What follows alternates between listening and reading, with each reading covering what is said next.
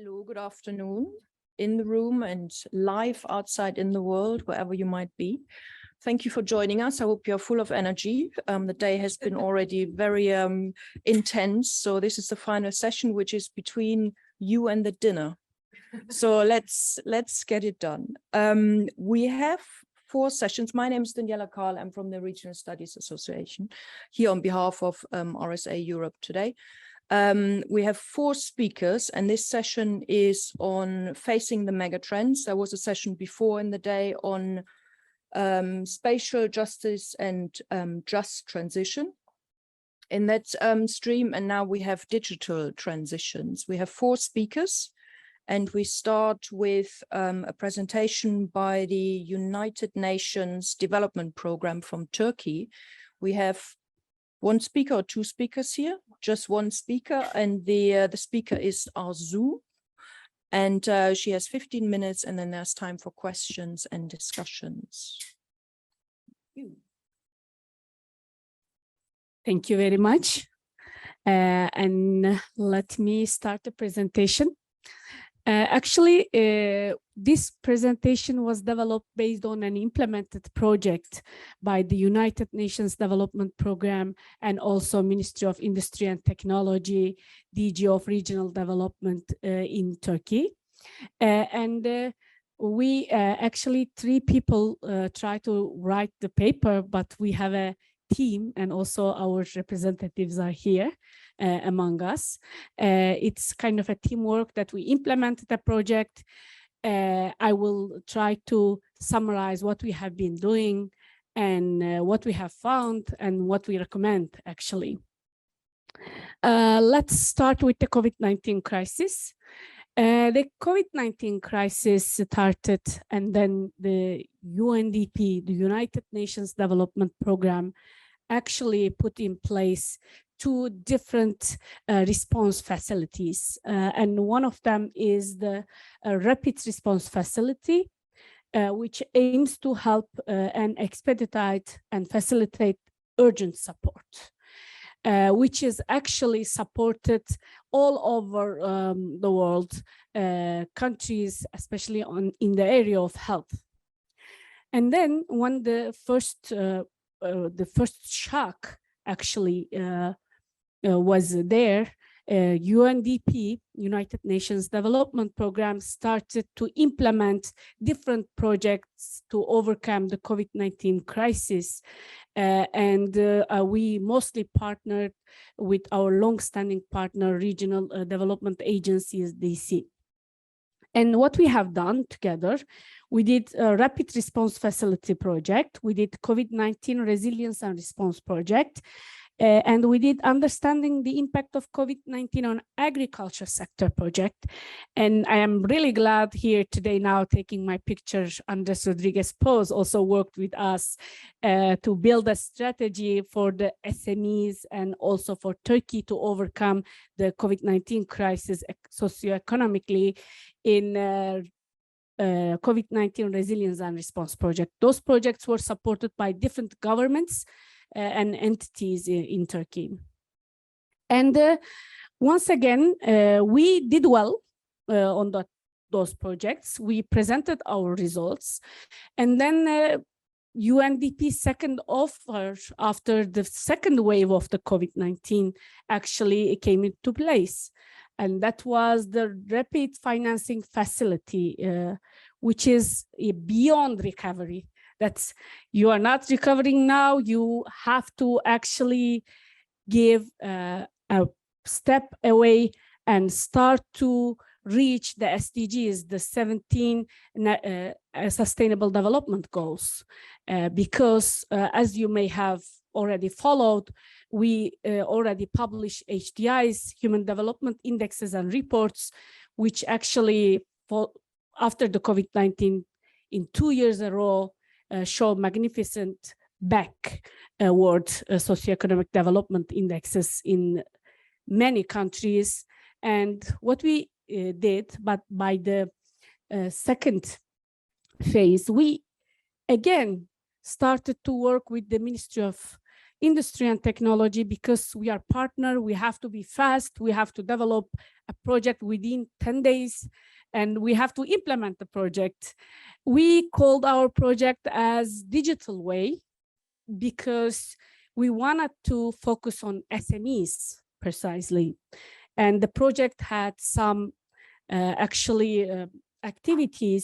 It might be very difficult to read from here, but I will try to explain why we chose to develop the SMEs, digitalize the SMEs, why, and how we try to develop this toolkit and how we implemented actually the project.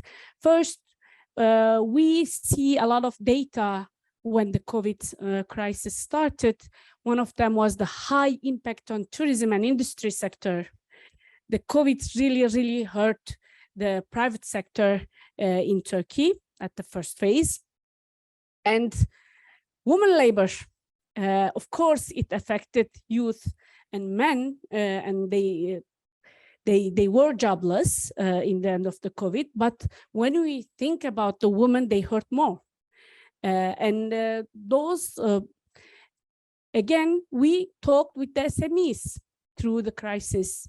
We implemented several surveys to them. We had meetings with them. And then we realized that actually they are very good at and flexible, but they need some digital tools. And those digital tools, when they are available, they are actually very useful to overcome the crisis. And even the SMEs, if they have to digitalize, then it's easier for them to convince the sector leaders. And this is how we started. What we wanted to do with this project, we selected 6 regional development agencies to work together, over 26 of them. And how we selected those regional development agencies, we selected some kind of 3 for tourism and 3 for industry sector, specialized regions. We did not select the most value-added regions like provinces like Istanbul, Izmir, and Ankara. Maybe some of you already know. Instead, we selected regions in middle of the country, in central Anatolia, in southeastern, and in north. So we selected different parts of regions to implement this tool to make sure that the digitalization also work on those regions. And what we have done, we actually try to really work with the stakeholders. So our stakeholders were not only the governmental institutions and of course the SMEs, but the supporting institutions, the international funds, because what we wanted to build a model, a digitalization model, which should be supported even after the project is completed. So we consulted with many institutions, like the banks, the private banks, the NGOs, and all supporting agents in the country. And what we have done, we actually worked on an available digital platform. We call it Digital Way. In Turkish, it is Digital Yol, which is only in Turkish. Sorry, I won't be able to show you the magic of it. But I can little bit tell you about what we have done with this platform. Is ready, is being tested by the SMEs, and we are working on it. How we built the platform, as I have discussed, we work with universities, with professors, with the SMEs and NGOs and etc. And the platform is actually provides 360 degrees approach. What does it mean?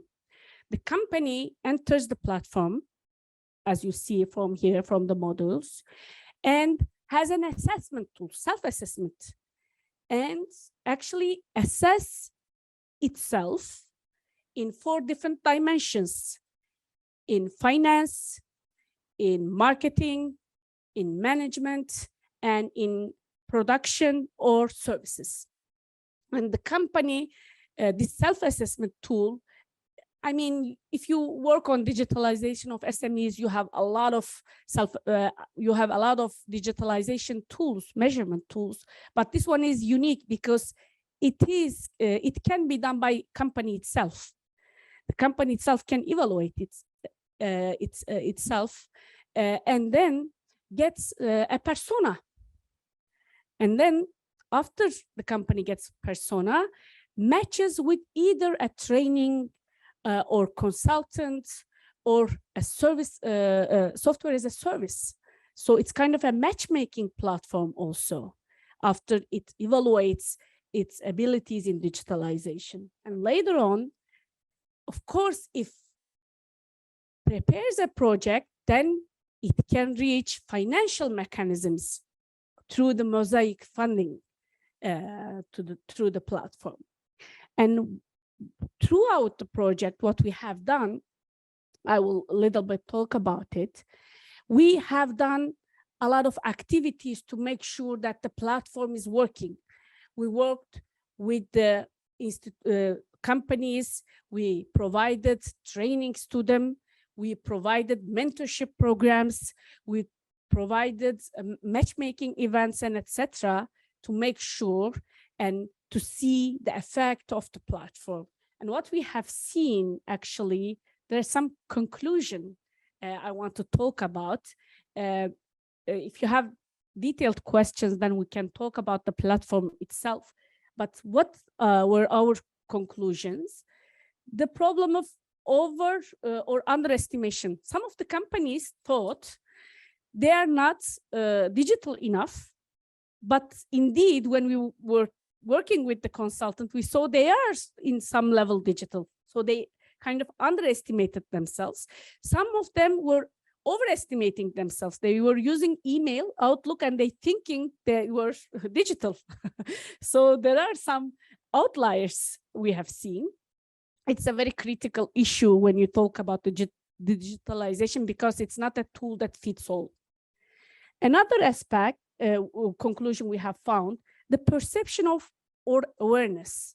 It is really, really difficult among the companies to understand that the means of digitalization and in all levels, like blue collars and white collars have different perceptions. Some might think it's a threat actually to their business or their job. So this awareness, lack of awareness is a very critical issue to be discussed further detail.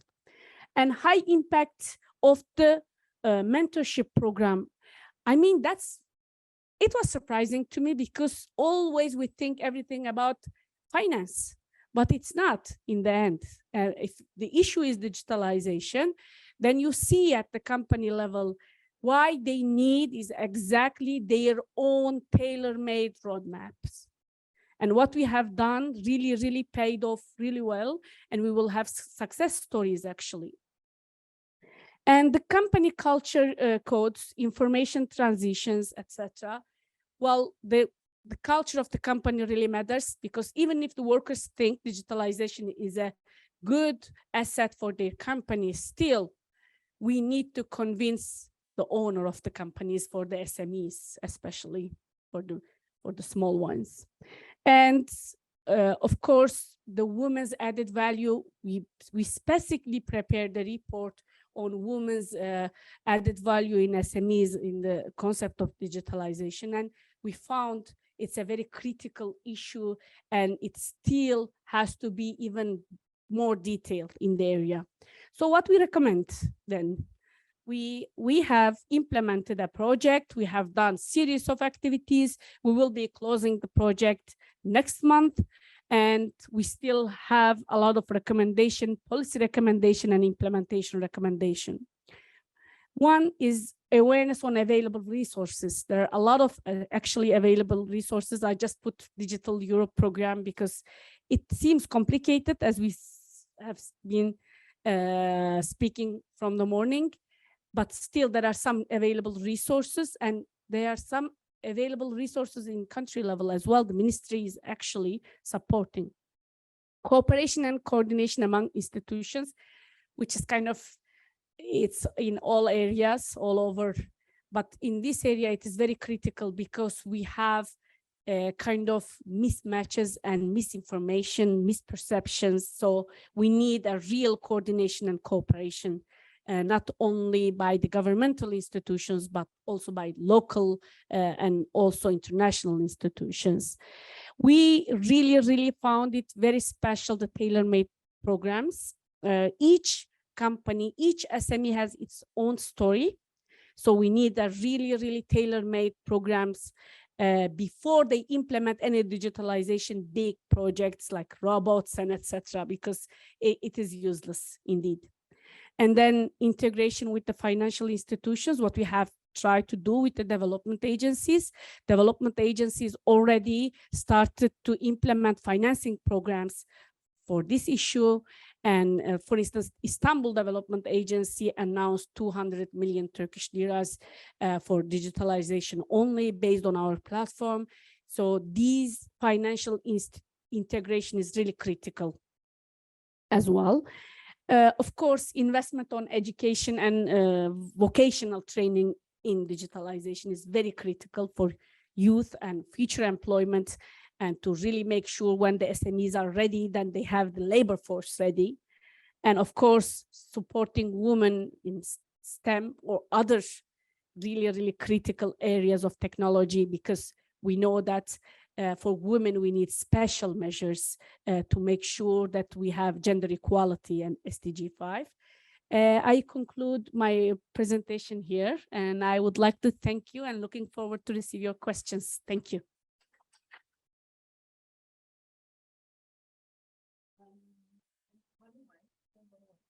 Thank you very much. It's always good to see and hear a presentation from the real world, in addition to more theoretical presentations. We have a couple of minutes for questions. I'm sure there are some questions on the approach itself, but let's see what comes in. Hi, I don't know if this is approach related or other. How many companies do you have? Maybe I missed it because I came later. And then if you can elaborate a little bit more on these cultural codes. Exactly what you mean.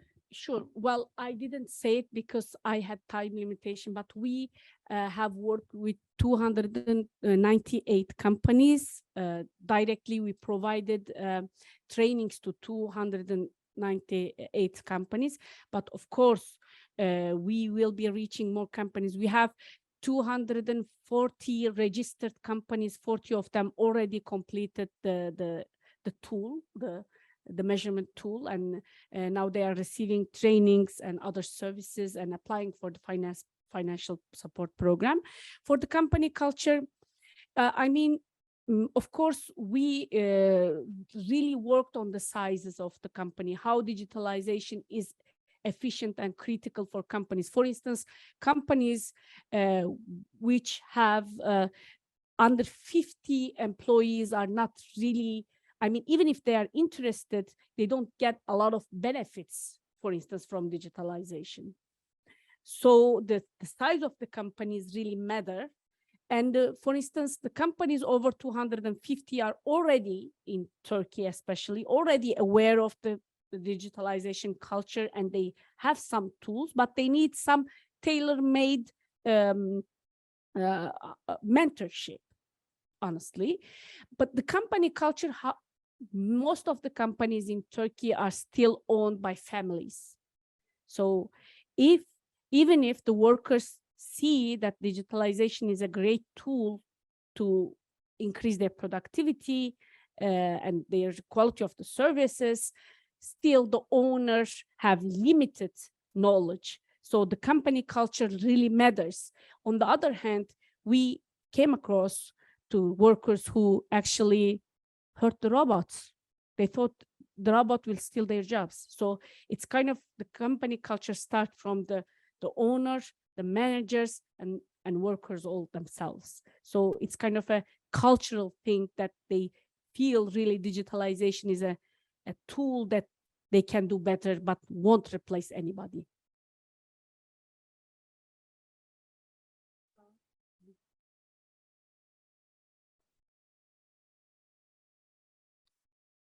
Thank you. My name is Sarah and I'm from the University of Leeds. Thank you for your excellent presentation. I have two questions.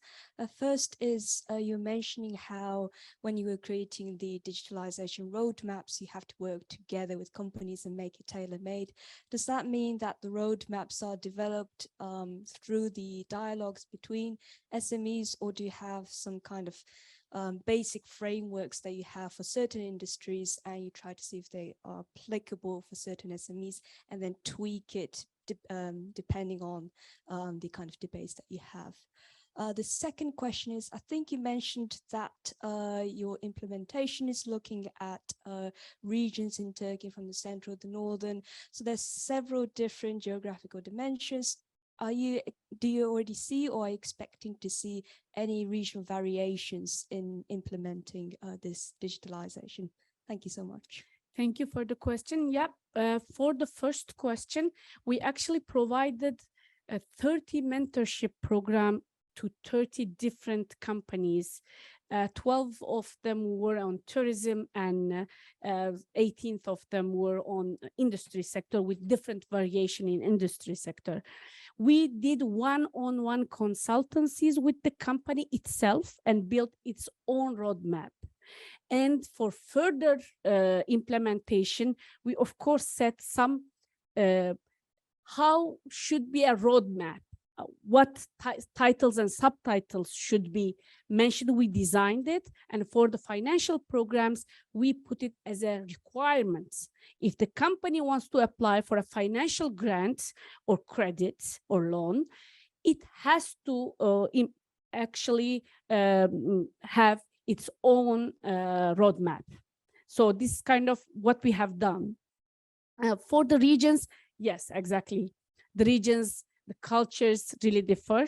For instance, in the provinces that already have the potential of industry, they are inherited from their families, they do much better because they see this as a tool of competitiveness.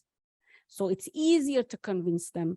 But for the regions, not I'm saying that just less developed, but for the regions that are not that familiar with different cultures and with the productivity pressure and competitiveness pressure, it's some kind difficult to convince. But still, we have a strong partner, the Regional Development Agency is BG, which is actually working on these differences and to make sure that the policy they develop covers all the regions in Turkey and have different approaches in all regions. Thank you very much. Unfortunately, we have to move on already because it's quite a packed session. But thank you very much, Arzu, for the presentation. And obviously, you have opportunities to ask questions tonight at the dinner or any time during the conference. So the second presentation comes from Croatia, from the University of Pula. And the speaker is, I apologize for any wrong pronunciation, Ines Kerzan-Skabic. Floor is yours.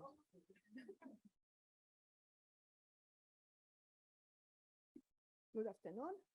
My name is Ines Kerzan-Skabic. I'm from Juraj Dobrila University of Pula, and I will present the paper, Contribution of European Structural and Investment Funds to the Digital Society Development in the EU, that I have prepared together with Martina Vukašina from Zadra Nova Regional Development Agency in Zadar, also from Croatia. The motivation for doing this research came from the results of one of my previous research, when I have analyzed the obstacles and also enablers for the digital development of digital trade in the European Union. And within this paper, I found big differences regarding the digital society development between EU member states. And then when I saw the call for papers for this conference, I was thinking it will be interesting to see if the cohesion policy of the EU, if the ESI funds can fill the gap in the digital society development between EU member states. And my colleague Martina Vukašina helped me in developing this idea, to developing research question, and also in providing the econometric analysis Okay.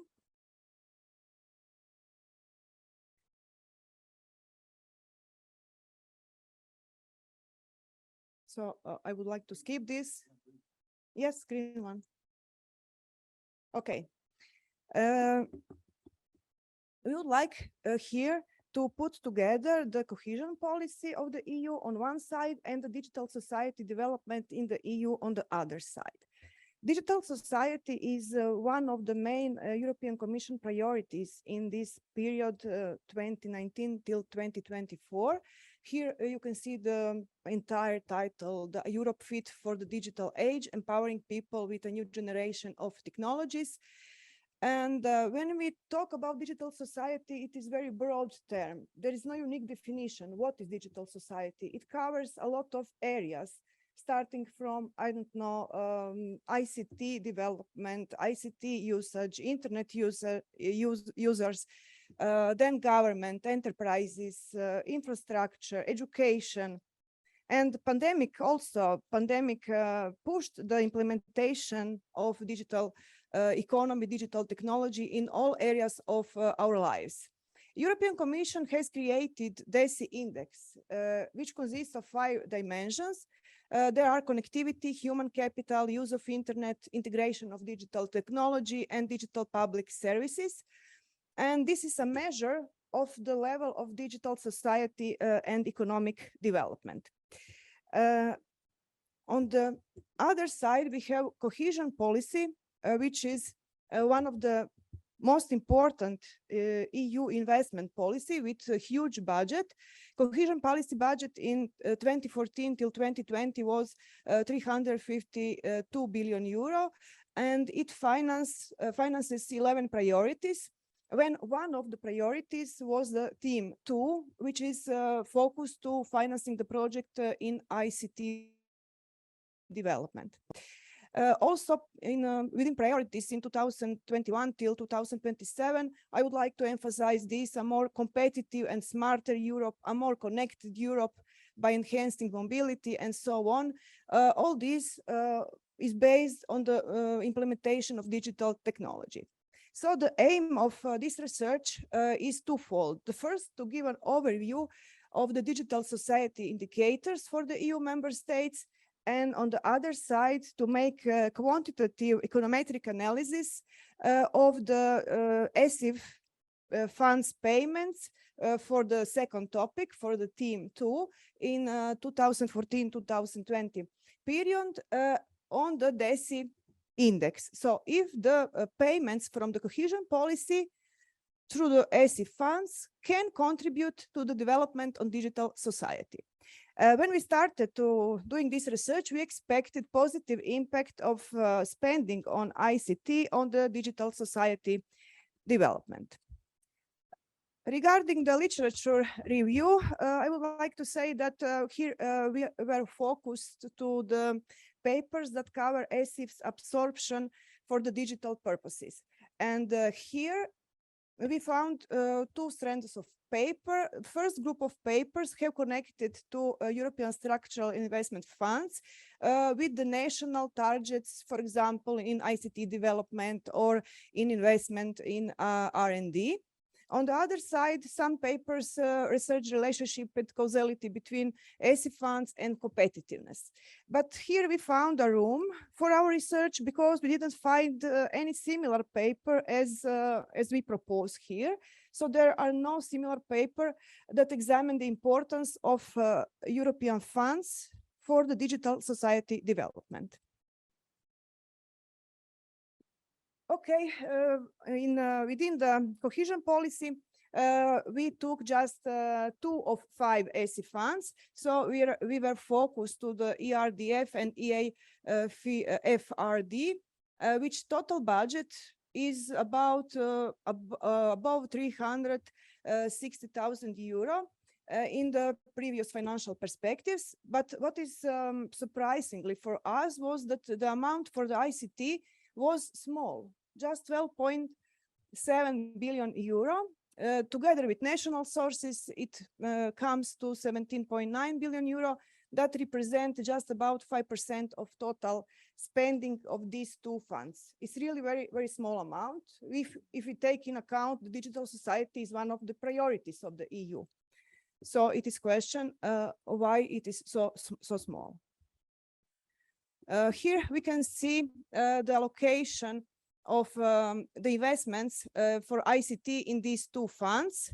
So the shares in total spending from these two funds. The huge amount for the ICT came from the European Regional Development Fund. Here is also allocation by countries. We can see that the highest allocations are for Poland, for Spain, for Italy.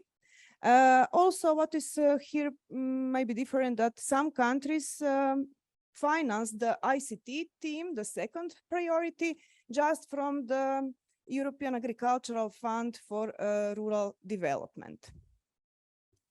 So the amount of funds depends on how big are countries.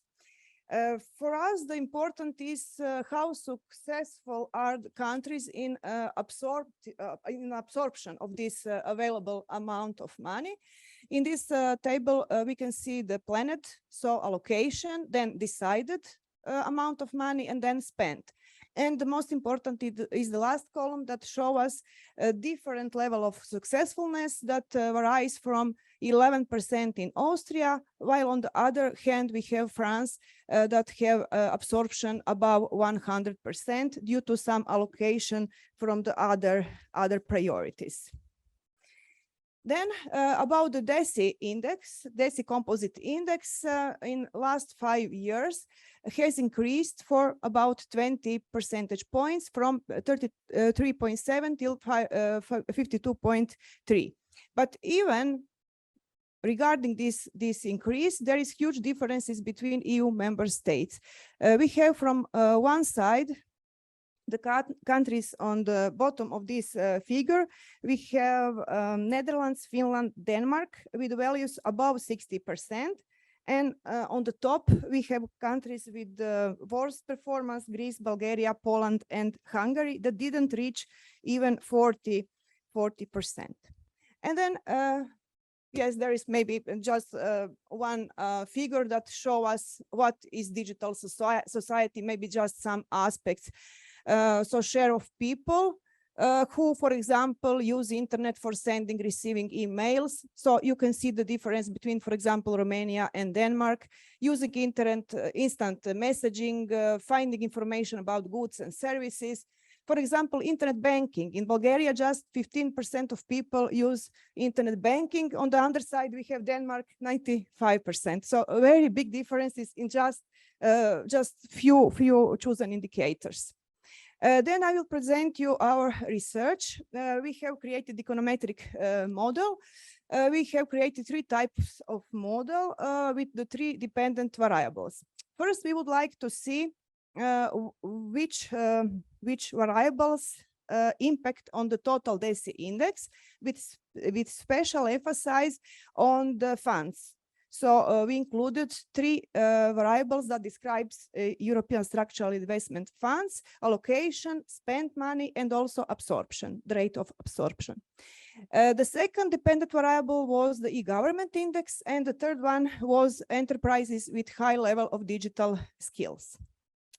There are a list of independent variables that we have included in our analysis.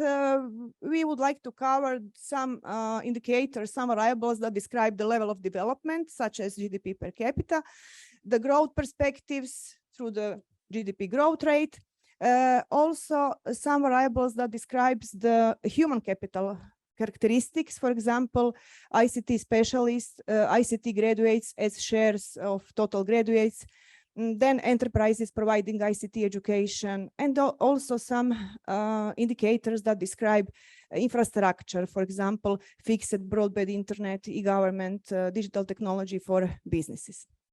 And now the following 3 tables present the result of our research. I don't know if you can see the number. I'm not sure, but yes, okay, I will emphasize that is what is important. In the first table, we present the determinants of DESI composite index. So which indicators influence on this DESI development index?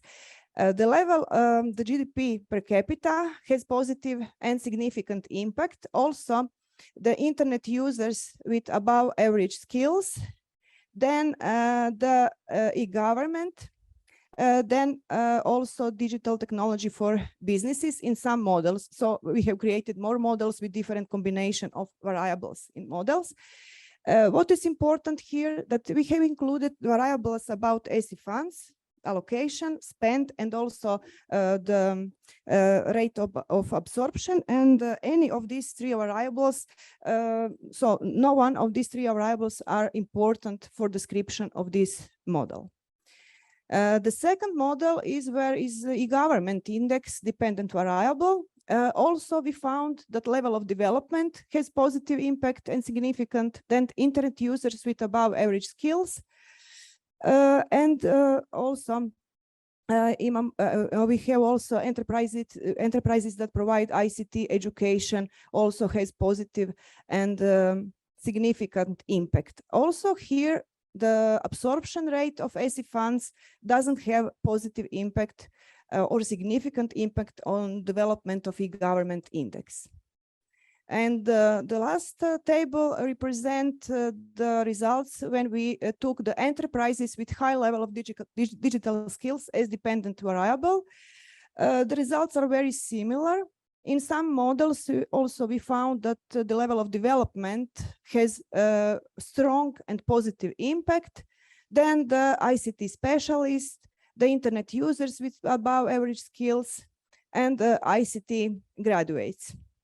And from these results, I would like just to summarize this result, that the important variables for all three models are GDP per inhabitant, then variables that describe human capital, for example, internet users with above average skills, ICT specialists. And important is that three variables of our interest, ESIF allocation, ESIF spend, and the rate of absorption are not significant.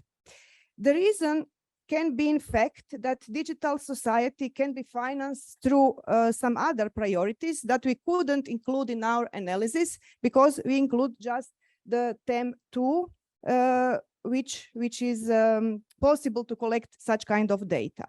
Also, the reason for this result can be in fact that the most competitive countries in the EU has the highest level of the DESI index, and they don't depend on the ESI, the money from the European Structural and Investment Fund in a way that the countries that are lagging behind depend on this.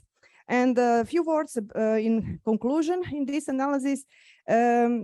We are a little bit disappointed with the result. We didn't find significant impact of ESIF spending on ICT development of the digital society. Limitation of our research can lie in the collecting of data. As I saw, maybe some parts of digital society can be financed through some other priorities, but it is difficult to collect such kind of data.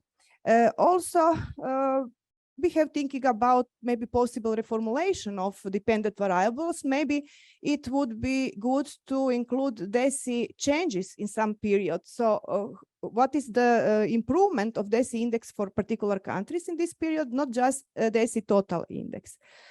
I would like to say that European Commission has recognized the necessity to invest more in digital society area. And in this period, we have one new program, the Digital Europe program 2021-2027, to provide strategic financing, especially in 5 capacity areas. Also, additional EU member states decided to spend average 26% of the recovery and the resilience facility allocation for digital transformation. So it will be a huge amount of money in the following period, in period 2021-2027, which will be oriented to the digital society development. At the end, digital society is precondition for the growth, for the innovation, for increasing of productivity. for the higher export and higher level of development. And it is not possible in contemporary period to accelerate economic growth without digital transformation and investing more money for the purpose of digital society development. Thank you for your attention.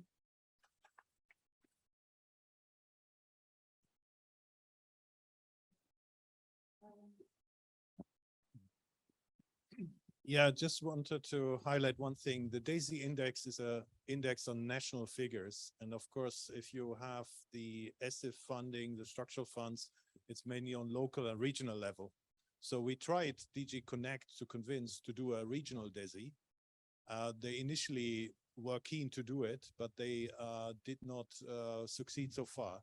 But with the ESPON program, we are currently, as a committee of the region, work closely on we call it LORDIMAS, that's an index of implementing the digital society at the local regional level with 500 cities where we want to get the questionnaires via a questionnaire to go also in depth, because DAISY is only very generally indicating the digital society. It doesn't say about content, it doesn't say anything about the depths of the digital digitalization in the given area. So I just wanted to highlight that maybe the study could really also say that DESI needs to be more regionalized in order to be more useful for the cohesion debate, and data is necessarily not an issue. It's a matter of willingness to go in this direction. Yes, thank you for your comment. I agree with you, because I think this analysis will be more better and more reliable if we can do on the regional level, on NUTS 2 level, for example. But we took the national data that are available for the ESI allocation, spend, absorption rate, and also national data for the ESI index. So, but we are not satisfied with the result because we expected the opposite result. But maybe, as I said, the most developed countries has the highest level of DESI index, and they do not need ESI funds.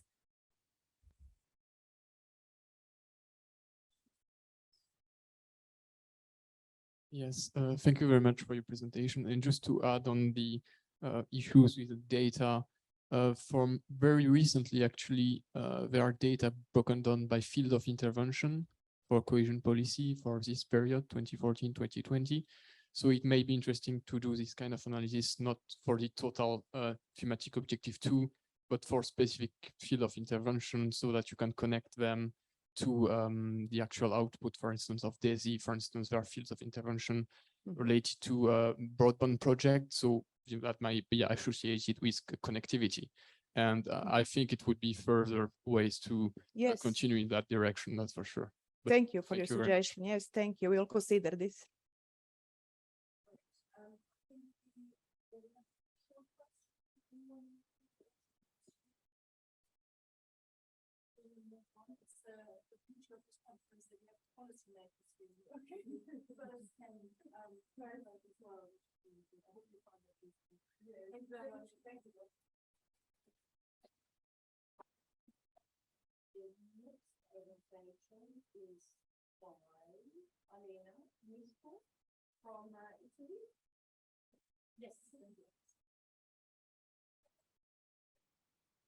Good afternoon. Thank you very much for this opportunity. I'm presenting the work on behalf of our research group, which is part of Agri-Food Management and Innovation Lab. We are based at Department of Management at Ca' Foscari University in Italy. And I'm presenting a smaller part of a big project which we run at the lab, which is dedicated to the digitalization of the agri-food sector, with a particular focus on the Veneto region. We work together with different stakeholders, other research institutions, and particularly with local authorities and the organizations, for example, associations of farmers. And this is it's going to be a quite theoretical presentation, but this is our starting point to go towards the institutional approach and adding the institutional perspective to the existing approach to approach digitalization in agri-food. So I will say a few words about the general context of agriculture, in particular agri-food. Agri-food is one of the largest industries in Italy due to its extensive supply chain, and you can imagine it's a crucial role in regional and national sustainable economic growth. But also the industry is characterized by a very high degree of fragmentation and dependency on physical supply chains, so which is also correlates in a very different way as in other industries, for example, with the digital implications. And also for the agri-food, continuity is crucial so that the food keeps on moving. In Veneto region, there is a large wine, particularly Prosecco sector. So this is one of our collaborating project. And also, there is agri-food is a very traditional industry with established social relations and operations, with a massive role of social capital, social networks, and trust among all actors. So it does influence also the application of the policy applications and, for example, the digital implementations. So generally speaking, the agri-food have been challenged by two large problems. On the one hand, climate change and also global insecurity. So the agri-food has to respond in one way to decrease the environmental impact, in particular carbon footprint and food waste, and at the same time to increase the production, not only the amount, but also quality. We're looking at the policy landscape. So our focus is particularly on the European Green Deal, and it's part the Farm to Fork strategy, which focuses, it's the first entirely dedicated strategy to the food systems. Of course, we're looking at it in the, how does it correspond to either cohesion policy and also common agricultural policy, which had been largely criticized previously, but now it's very closely connected to a way newer approach of the European Green Deal. So as it also already had been mentioned today about the tendency towards smarter and greener, and we start to use this quite new recent concept of twin transformation or transition, which has been mentioned in the very newly published report by Joint Research Center, which mainly focuses on the idea that instead of treating digitalization and sustainability more in isolation, as it had been previously, for example, in common agricultural policy, this strategy of twin transition combines them to unlock benefits of efficiency and productivity, and also towards greening the technology, which is also necessary because the technology, the digital technology itself is not green per se. Of course, there are different challenges, particularly because it's very different agendas with conflicting strategic priorities. And what our research focuses on is which factors do implement the local implementations of the policy initiatives of the twin transformation. So our work is placed within the combination of the sustainability framework, which is rooted in the policymaking, and the institutional approach from the economic sociology and institutional economics. So we really want to focus on the role of formal and informal institutions and look at the agri-food and the policy implementations within the concept of institutional environment. So our research focuses on, firstly, how are technologies being implemented within agri-food supply chains, then how do they, what is the input in sustainability, because this is why we implement them, and then how do institutions affect the policy making. So we had the systematic literature review and qualitative policy and document analysis. This is the first stage which had been done, and the next stage. So we are using it as the ground to do the field work, which is going to be a series of interviews with different stakeholders, in particularly farmers, local authorities, and also we want to have another group of stakeholders of digital providers. So this is how we generally approach the digital implementation. And we start with the reasoning for digital solution, which we want to elaborate more to the local authorities, that apart from being motivated through the policies, there are usually the local reasons for digital solutions, because they are going to be implemented locally. So that it's not only policy driven, but there should be the reasoning which is clear for all the stakeholders why the digital solution is generally being implemented. Why do we need digital solution, not some other kind of innovation, for example?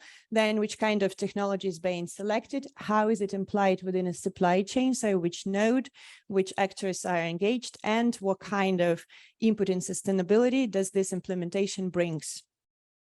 So first of all, looking at the digitalization of the agri-food supply chain, the first thing that we find that there are not so much information about the actual local or more detailed reasons for digital implementation, specifically in very local context. So the main reason that it is referenced to is climate change, which is of course very important, but also what about the very local challenges?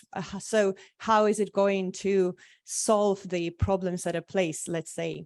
Then the first and quite a large problem that has been facing, it's also showed in the data from Veneto region that the most applications are happening at the farming supply chain node.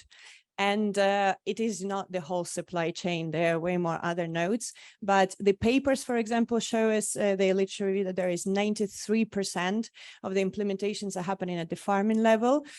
Similar results we have from the data on Veneto region, while there is other nodes are being massively undertreated.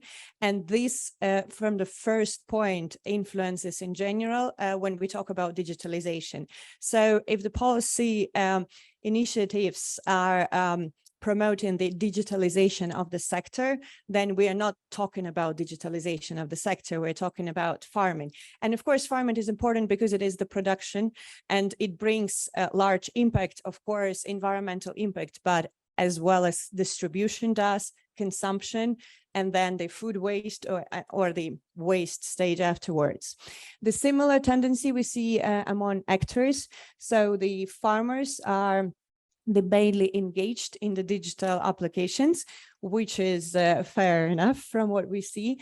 But also one of the reasons is that in the policy, in documents, in the data working with the local authorities, but also in the literature, that there is mostly the functional approach to actors, meaning that the actors are associated to the supply chain nodes. So farming, farmers, distribution, distributors. While we need to widen this approach and have more multi-actors approach.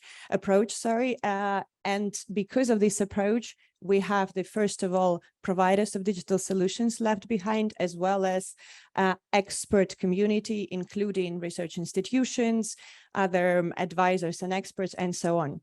So generally, we can see the structural imbalance in both functional and actor perspective, and it creates a massive impact on on the order and scope of the digitalization and what kind of input does it bring in sustainable development. Then coming to the actual input in sustainability, we use the 3 pillars approach. So trying to break into smaller pieces this sustainability idea and try to see what is it actually practically, meaning being more sustainable in the agri-food context. So we can see that this approach is also being employed a lot in both policy making and literature. And the main focus is on the environmental sustainability. So, for example, in the literature, that's the absolute, the data set covers this pillar, and the main input, it's very consistent, specifically the reduction of carbon footprint. It is very important, of course, and particularly in farming, as we have already seen it. Then we have economic sustainability, which is well covered in both sources. And the main aim within the economic sustainability is to minimize the costs due to precision, transparency, and traceability.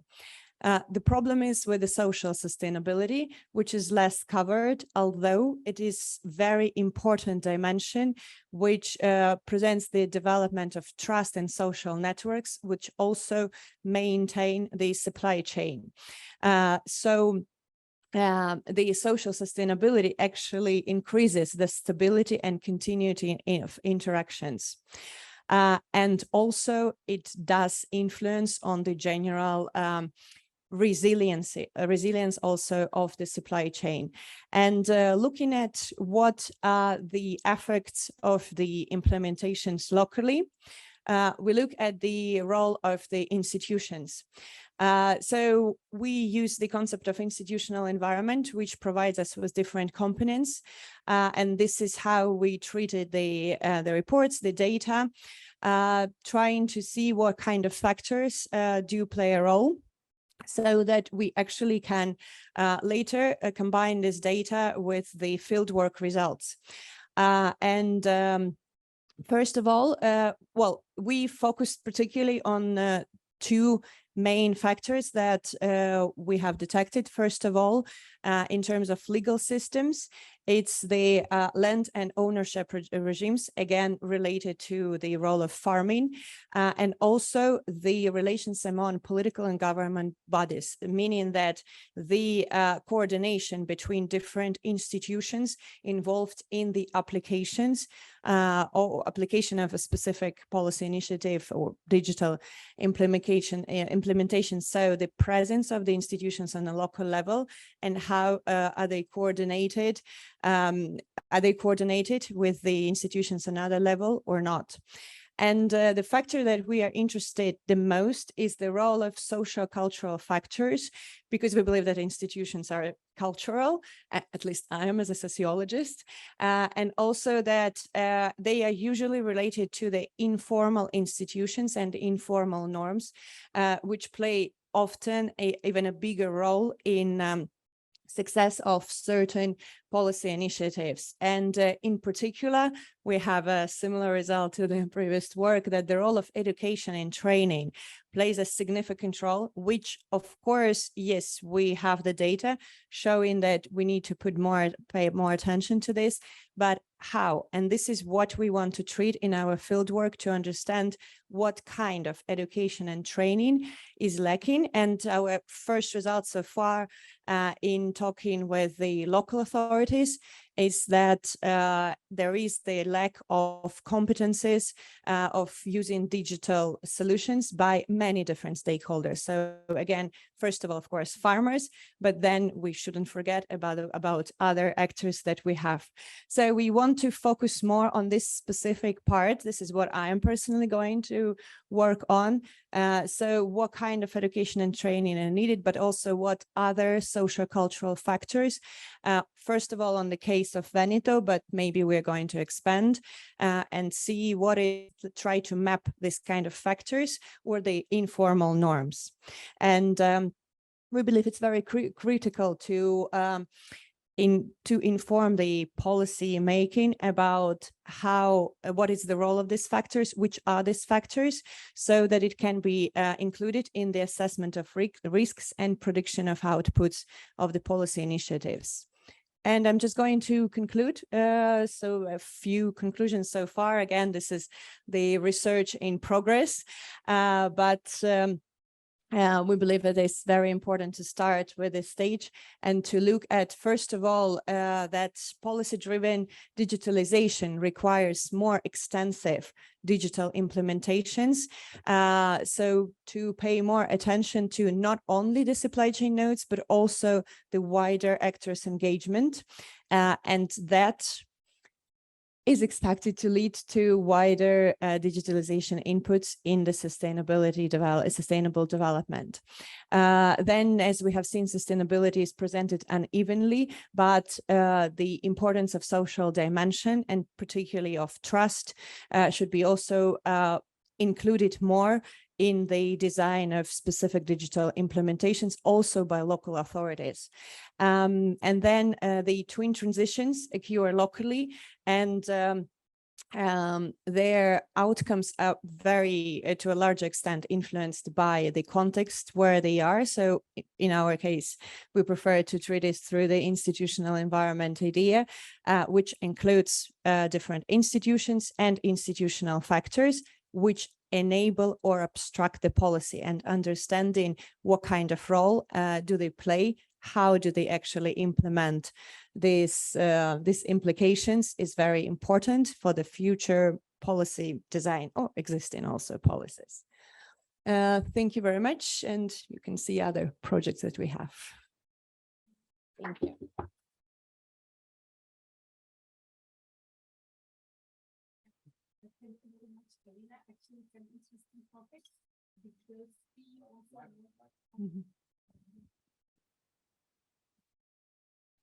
Thank you very much. It's an interesting presentation, especially interests me as a rural development expert. We have been also working on digitalization of the farmers and also in agricultural sector together with sister UN agencies in Turkey and with the specific regions. I just have the question, of course, we have the same. I mean, if we have to start from the farmer, we know that, but all the implication and support mechanisms from the governments, national governments usually go to the farmers itself, I mean himself. So it doesn't actually support the platforms, for instance, for the transportation and etc. But maybe, I mean, this is just a question. Maybe they think it is a job of private sector, because the private sector has to build this infrastructure or transportation, or making sure that the agricultural products reach to the customer. Maybe they just leave that part and focus on the farmers, because it is already very difficult thinking about the farmer's age and etc. I mean, the age, the adaptability of the digital tools, and of course, it's easier to start from the beginning. Maybe I'm just asking, how do you think? No, thank you very much. Maybe, yes, that might be the reason. I mean, this situation has been presented in lots of different literature that we approach, literature, data, policy documents, and so on. Yes, I think partly with what you are saying, but also I think because the farming is the largest, of course, node within the supply chain, also because the production itself plays the crucial role in the whole supply chain. So that needs lots of regulations and so on. But we want to pay more attention to this factor, also because in Veneto, particularly where we do the case study, it's a region with a strong emphasis on agriculture. And it's a very interesting situation because there are available funds, also lots for farmers for the digitalization coming on the regional level, national, but they are not so popular because there is still the resistance towards digital technologies, particularly from farming. So we are trying also to work with local authorities to understand what can be the reasons, which we already have some ideas of, but it's particularly among farmers because we also don't know so much about other actors. So this is this kind of trap. Thank you.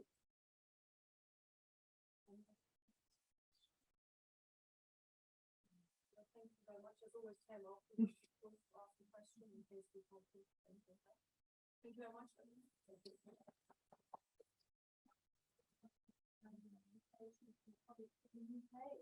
Very well.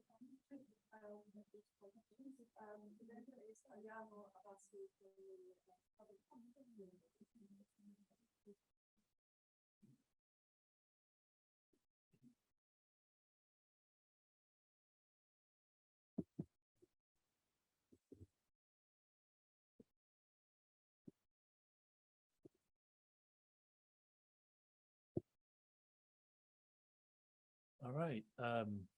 assessing digital innovation adoption factors within citizen digital engagement, looking at pilot studies and the impacts on an integrated single EU digital engagement framework. It's kind of like a mouthful topic, but simply is actually saying an integrated digital engagement across Europe. That's what it is. Hi, my name is Aliona Bassi. Good afternoon, and I'm from UK. Right, you've got to press the green one, yeah. All right, good. So obviously we know the aim of the cohesion policy. That's why we're here. We're looking at the sort of policies which helping developing the different aspects of rural, coastal, and also regional developments. And that when we're talking about development or regional development, sustainability is a key word for that. It's talking about from the economical perspective all the way to economical, environmental, and social pillar. And without integrity strategy, we cannot have sustainability because everything is connected together. And that's where Europe close to the citizen come from, because if we're talking about integrity, then we do need to have a connection between different stakeholders across Europe, and citizens obviously are one of the main stakeholders playing role in the regional development.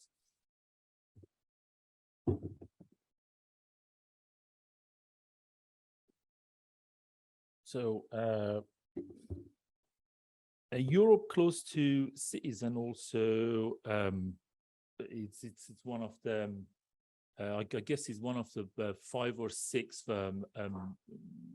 main elements within cohesion policy that has to be respected, especially when it comes to digital transition. It brings citizen involvement and empowers citizens by involving citizens into the engagement with the local government. Public judgment is bringing trust actually between both parties, including businesses as well, avoiding disinformation and polarization. It is crucial to collect the true data, and as I said, the trust is creating that sort of playing role when we're supposed to sharing our data with the local government and getting it shared on the platform. And local government as a frontier are the main obviously players within this engagement, because they are the frontiers. They are working directly with the end users, which are the citizens. So that's why in this sort of citizen engagement we're talking about, we mainly focusing on citizens with a local government particularly. Local governments been basically forever been using a classical line of management, which means on top is actually creating a policy and going to the bottom of the organization. And unfortunately, parties or politicians using their own interests in order to creating the policy and bringing new projects. But what we need to look at is moving from the classical to post non-classical management, which is the science of bottom-up, where citizens are basically creating the policies with the cooperation with the government. Digital innovation is playing a very crucial role in this engagement. Without digitalization, engagement won't really have a positive impact as it meant to be, and also brings sort of a massive different categories of population into the policy making and decision making. Intersubjectivity science is the science of bottom up, as was what we explained later, before. And this intersubjectivity has got different factors, including cooperative culture, as what Arzu was also saying about the culture, that the digital culture intersubjectivity management culture, it's crucial that they adopt such a behavior and character and environment into their workplace, and they're ready to adopt digitalization within their decision making. Decision making itself is crucial because it goes to the different steps from the demand, the concept, the participation, and that's the process of engagement all the way to the implementation.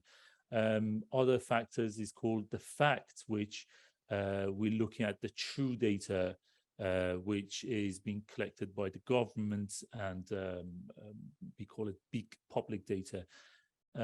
Based on that, governments analyze data and publish on the platform, and citizens can access to the legit data, what's happening in their region. Legal and normative is sort of norms and protocols and operational between different organizations. That also is one of the factors of intersubjectivity management, and activity, which is mainly focusing on the technology, which is playing crucial role to connect and make a bridge between not just internally but also out with the outside of the organization. Digital citizen engagement. I need to go this one first. So the digital innovation factors are matched with the intersubjectivity. We found that in European interoperability framework principles, which was published 2017, is respecting exactly the similar factors that if we want to move on digitalization or digital transition within public service, talking about organization, legal, semantic. Semantic is talking about basically having a type of data which can be adopted by different machines, different organizations, in terms of alphabet, in terms of easy understanding, in terms of machine reading, and also technical, which again, talking about technological part of it. Digital participation platform is another theory which is promoting the digital engagement, citizen engagement. When we go through it, the elements, the factors that we're looking at exactly the same thing. We're talking about the culture, which is again very similar to what interoperability management is, contextual, semantic, technological, organizational, and also processing related challenges that they are highlighting it in their study. So citizen digital engagement itself, why is it important? Because it's inspirational for government and citizens. Governments, what actually currently a public service is struggling with is a trust and the lack of communication that they have with the citizens, and with digitalizing the engagement, they can basically create and enhance the trust between these two parties. Citizen can basically feel like they've been heard, and the demand has been actually answered. It's open a discussion of why the level of society is all included, all inclusive. We've got the elderlies to young people, even children can also participate thanks to digitalization, but also able to build single engagement platform under the cohesion policy. Having digitalization within engagement, digital engagement, it helps us to look beyond just regional and national, looking at the basically union level, and that's how we can basically looking at the potential of what's happening in the region, and we expand it into the different levels. So in order to study, looking at the impact of these factors in the pilot studies, which actually been done in the past in Europe, we look at different practices.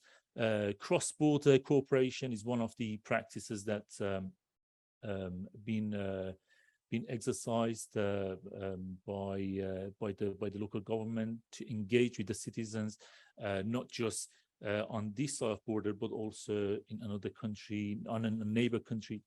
But also we were looking at the citizen science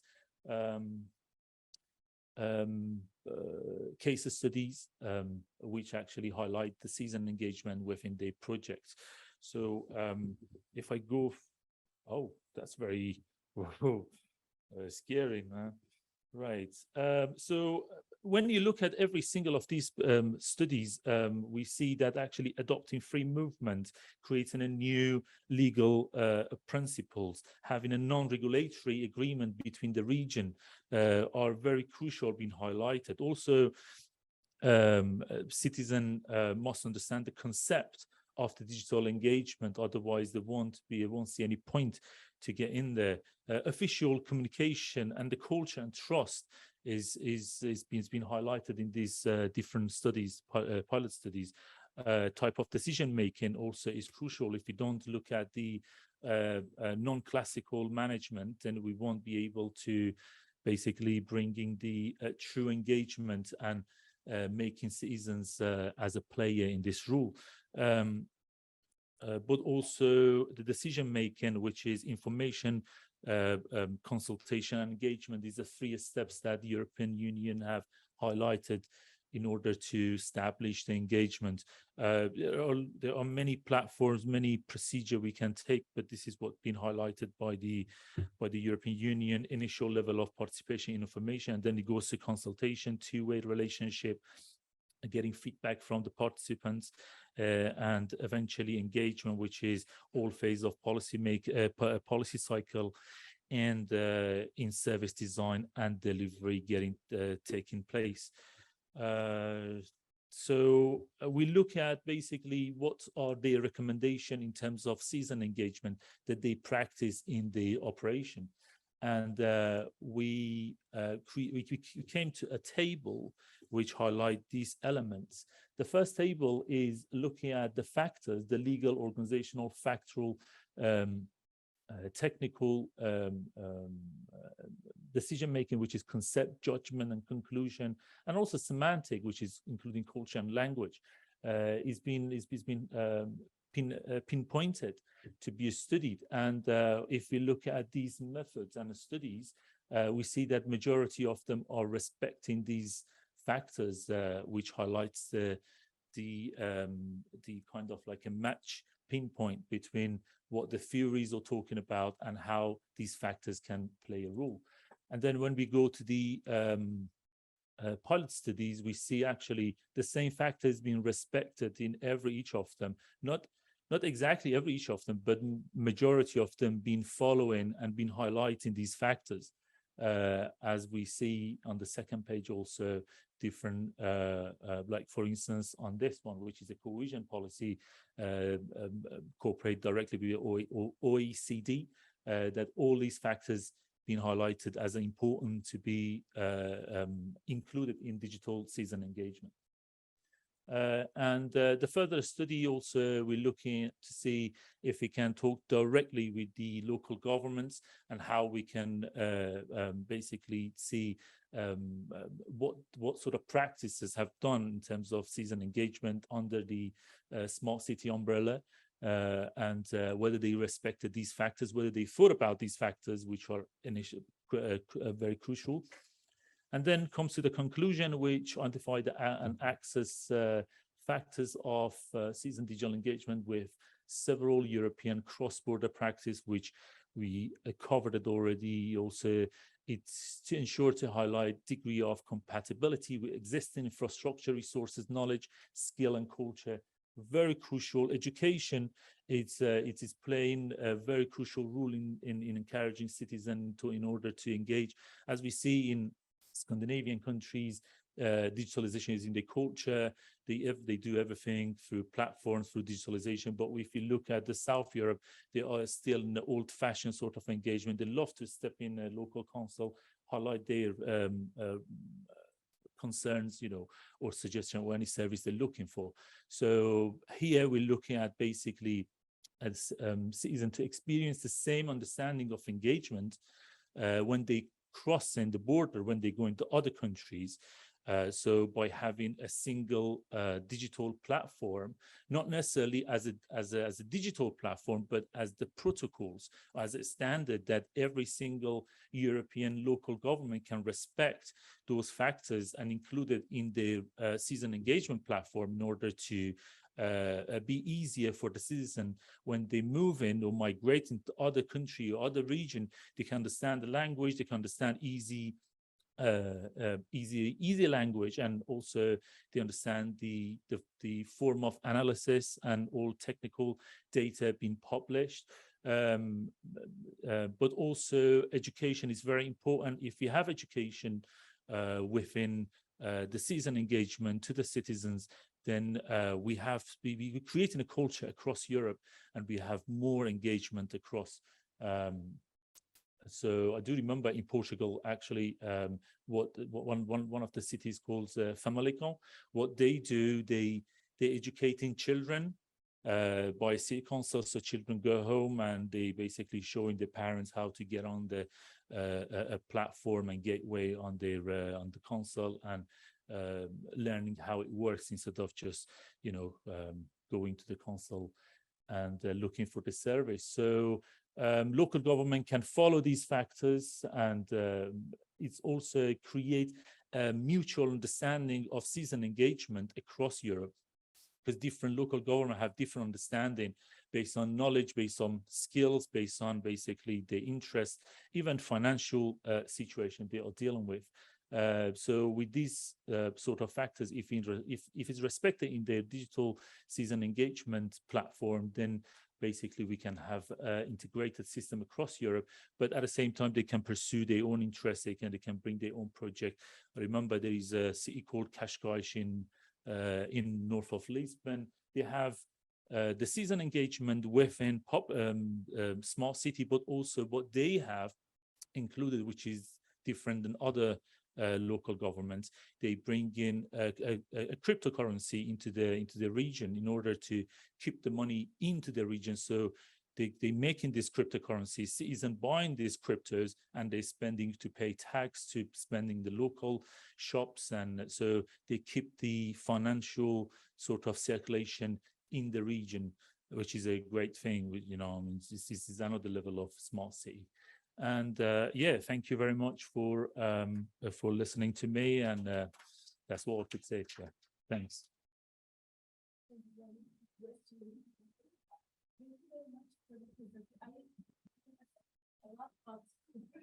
I love to speak.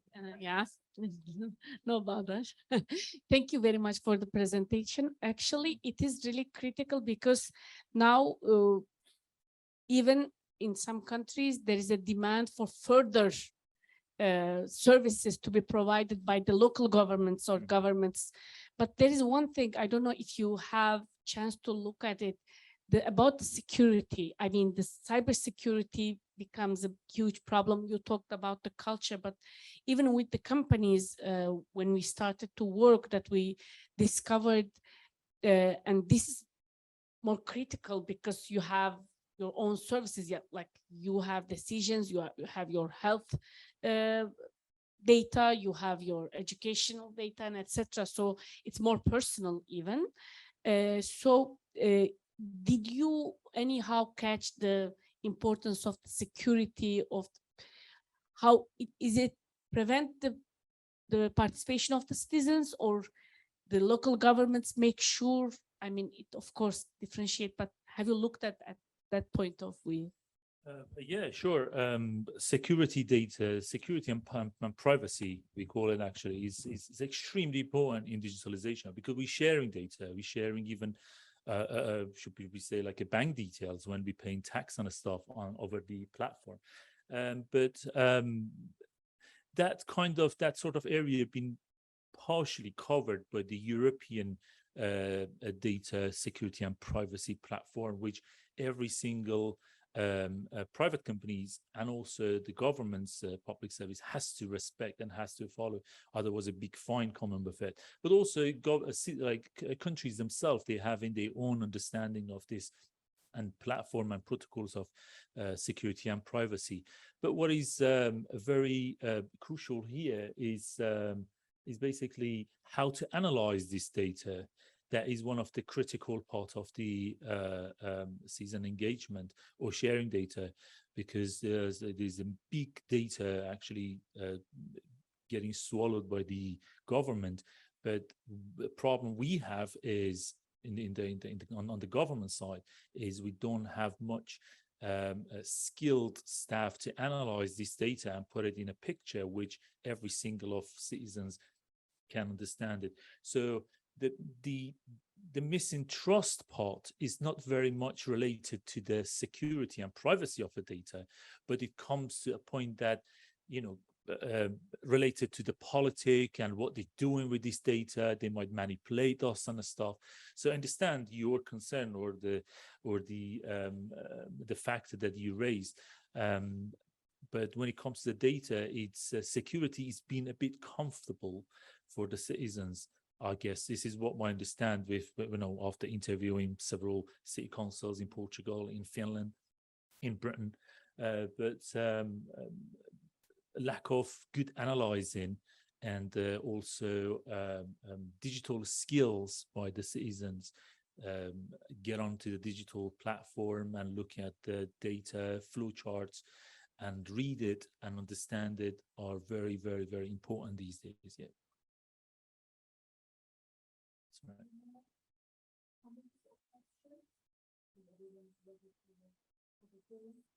Exactly. Thank you for having me. Thanks. Have a good day. Thank you.